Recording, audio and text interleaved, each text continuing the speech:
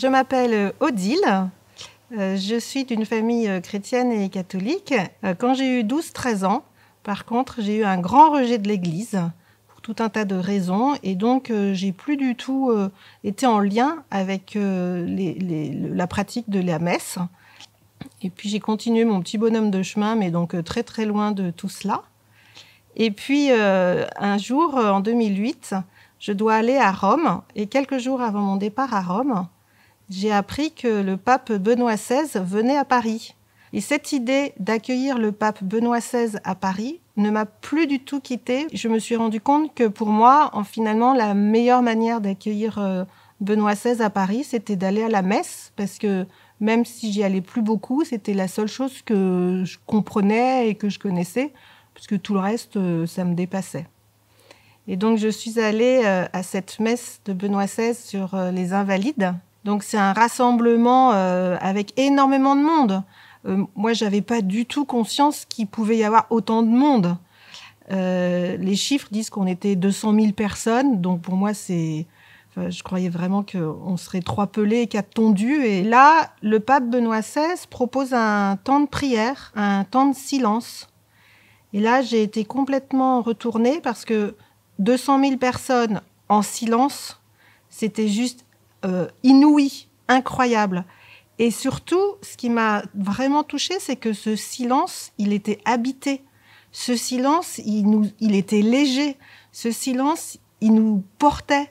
Et moi, j'ai vraiment eu l'impression que dans ce silence, Jésus était là à côté de chacun d'entre nous. Et à la fin de la messe, je me suis dit, bon, à partir d'aujourd'hui, je vais aller à la messe tous les dimanches. Sauf que je ne savais pas où étaient les églises à côté de chez moi, puisque je n'allais jamais à la messe et jamais dans les églises. Donc je suis allée sur Internet et j'ai cherché une église à côté de chez moi que j'ai trouvée. Et le lendemain, je suis allée à la messe dans cette église. Et cette église que je ne connaissais pas, je ne savais pas qu'elle existait, quand je suis rentrée dedans, j'ai eu l'impression que je rentrais dans ma maison, que j'étais dans un lieu que je connaissais depuis toujours. Donc ça a été encore un énorme bouleversement au fond de moi. Et puis du coup, petit à petit, je me suis rapprochée de cette paroisse, je me suis rapprochée des gens qui venaient dans cette église, je me suis rapprochée du prêtre qui était là, et j'ai fait tout un parcours et un cheminement auprès de ces personnes qui, de manière très délicate et très sympathique, me faisaient des suggestions pour m'aider à redécouvrir ma foi, à redécouvrir ce que c'était que l'Église, à redécouvrir la vie de Jésus finalement. Et parmi ces propositions, on m'avait suggéré et parlé d'un grand rassemblement de chrétiens. J'y avais jamais été. Je me suis dit, allez, je me lance, j'y vais. Et donc un été, je me suis retrouvée à ce grand rassemblement de chrétiens, à la fois confiante, parce que c'était des amis qui m'avaient encouragée, donc forcément, ça pouvait être que sympathique, et en même temps un peu curieuse, un peu interrogative, parce que j'ai quand même jamais fait ça, donc je sais pas trop ce que je vais découvrir, ce que je vais vivre, enfin voilà, donc c'était très ambivalent. Et puis il y a eu une soirée de prière, une soirée où on était tous réunis ensemble à prier. Et moi, je me suis retrouvée, du coup, à aller discuter comme ça avec un prêtre.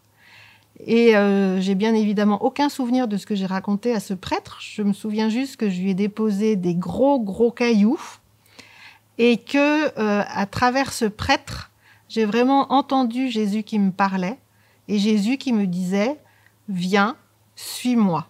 Et alors ça a été un énorme bouleversement, un énorme tremblement de terre au fond de moi.